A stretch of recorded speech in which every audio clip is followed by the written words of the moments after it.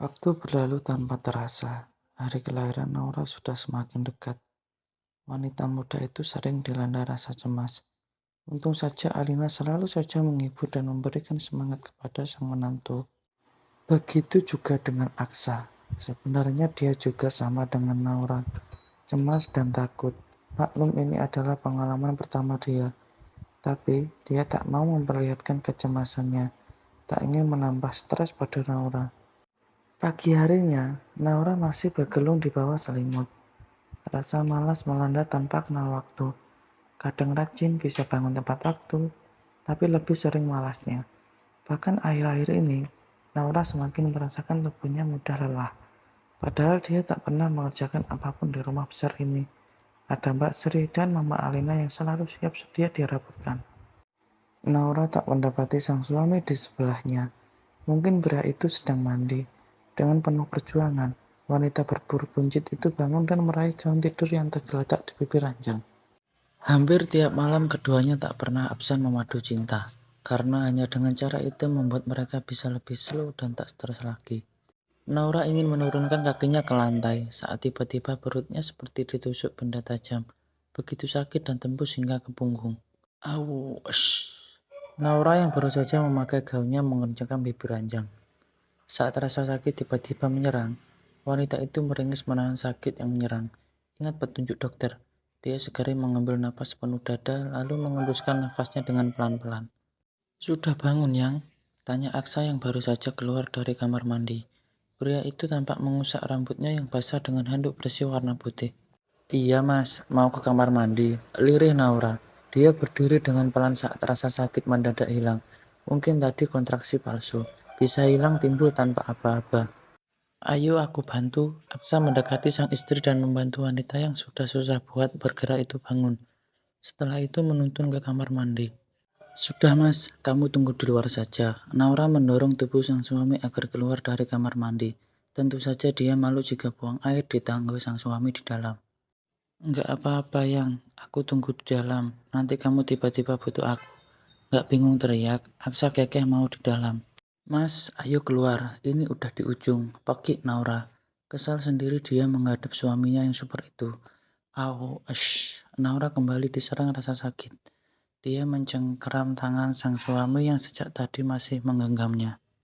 Kenapa yang? Apa sakit? Tanya Aksa dengan cemas. Dia kembali masuk dan memeluk tubuh sang istri yang melangkung menahan sakit. Perutku sakit mas, lirih Naura. Dia mengalungkan tangannya di leher suaminya. Apa kamu salah makan yang? Kemarin makan apa? Dengan penuh kasih sayang Aksa mengusap punggung bawah sang istri untuk mengurangi rasa sakit. Aku nggak makan apa-apa mas, rengeknya manja, dan rasa sakit itu kembali hilang. Naura segera melepaskan pelukannya dan berniat untuk menuntaskan hajatnya. Aku mau pipis dulu mas, kamu hadap sana. Naura memutar tubuh suaminya hingga posisi pria itu membelakangi dirinya. Iya, sudah sana pipis, nanti masuk angin lama-lama di kamar mandi.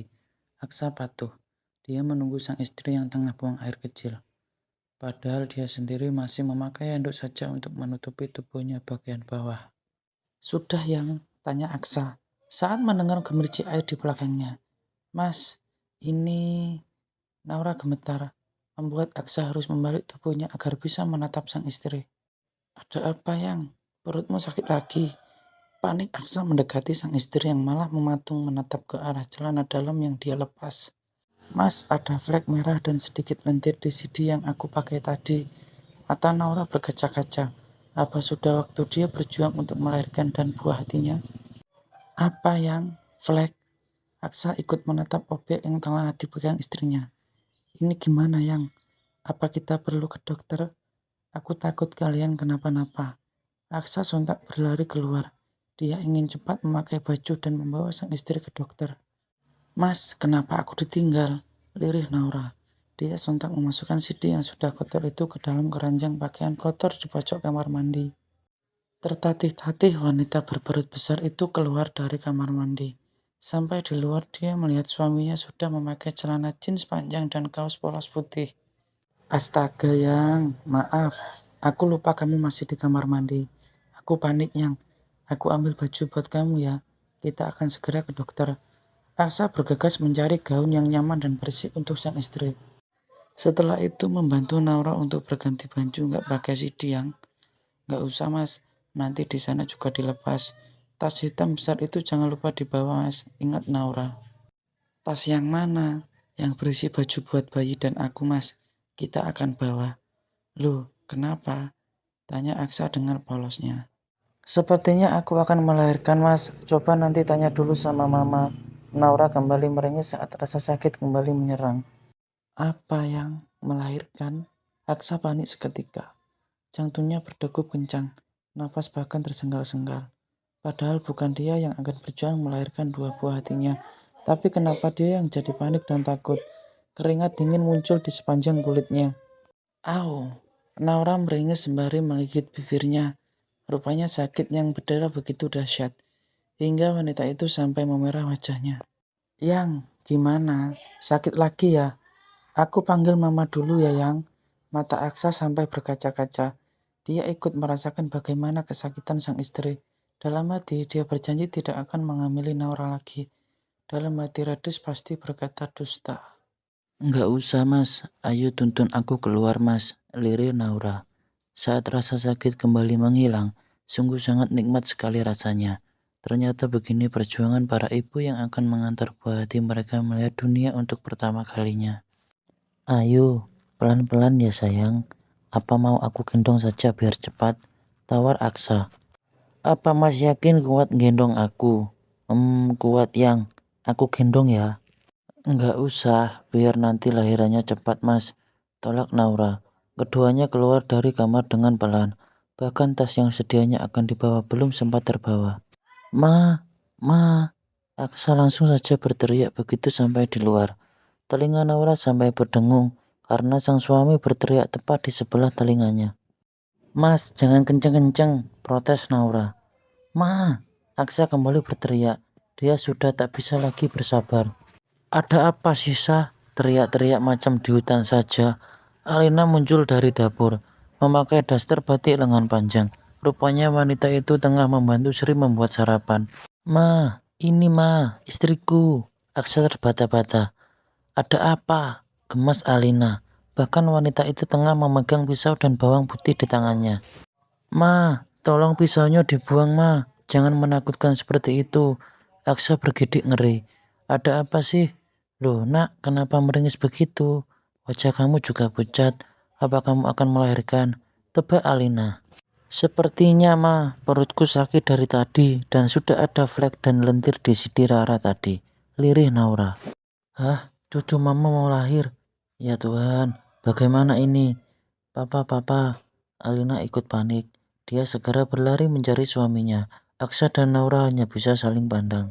Aku ambil tas dulu ya di dalam. Iya mas, aku jalan pelan-pelan ke depan.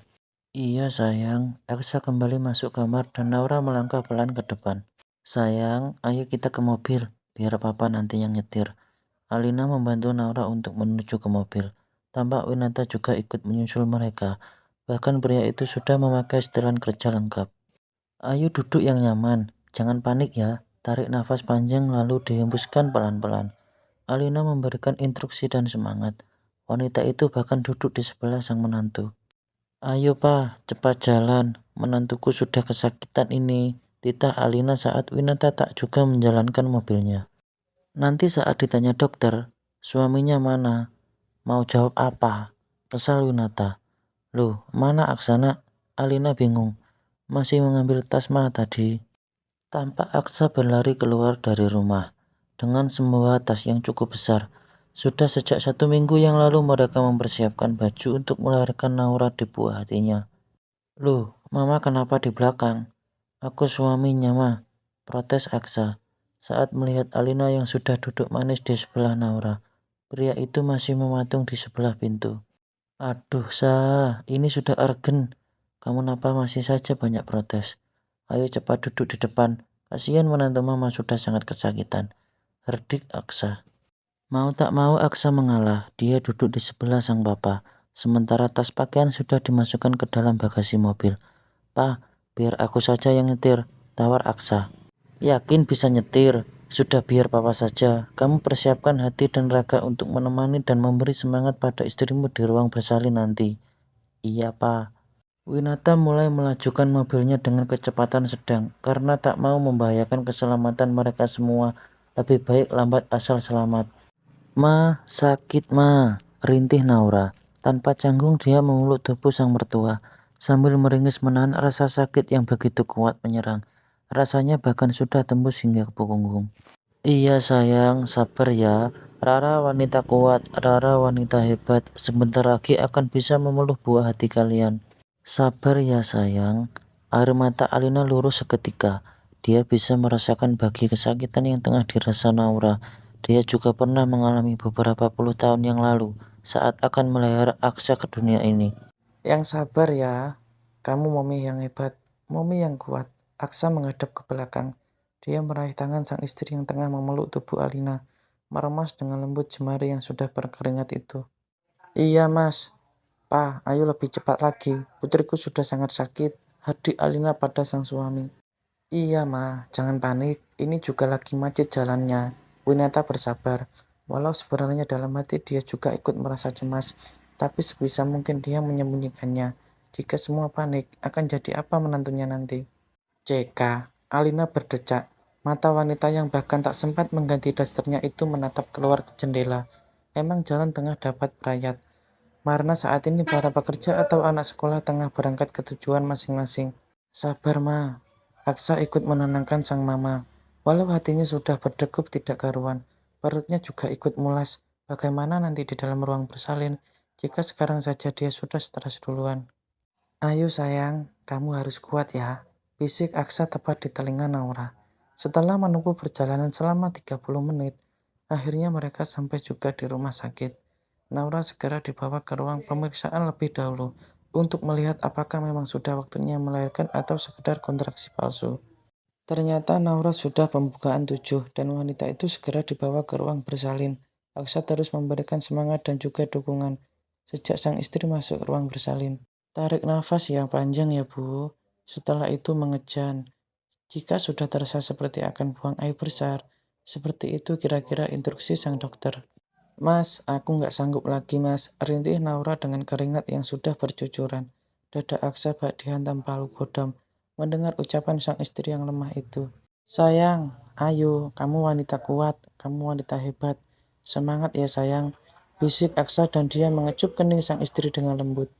Sedikit lagi ya Bu, tuh sudah kelihatan kepalanya. Ayo kita berjuang lagi. Sang dokter ikut menenangkan. Naura bak mendapatkan semangat yang baru lagi. Saat mendengar bahwa buah hatinya sudah siap untuk keluar, dia lalu mengejan dengan sekuat tenaga, sembari mengencangkan tangan Aksa dengan erat. Ah, teriakan Naura yang begitu kencang diiringi oleh tangisan sang buah hati. Oe, oe, oe. Suara tangisan yang begitu kencang terdengar, menambah semangat Naura lagi. Alhamdulillah laki-laki ya Bu, Pak, sehat dan sempurna, ucap sang dokter, lalu memberikan pada perawat yang tengah membantu proses melahirkan itu. Alhamdulillah, puji syukur Aksa panjatkan karena putra pertamanya sudah lahir. Ayo kita berjuang lagi ya Bu. Dan tak lama kemudian bayi kedua lahir juga, dan sama-sama berjenis kelamin laki-laki. Yang kedua juga laki-laki ya Pak, Bu, sehat dan sempurna. Alhamdulillah, bisik Aksa. Dia kemudian mengecup kening sang istri dengan lembut dan penuh cinta. Terima kasih sayang, sudah berjuang melahirkan dua jagoan kita. Berak, tiba-tiba saja Aksa jatuh pingsan.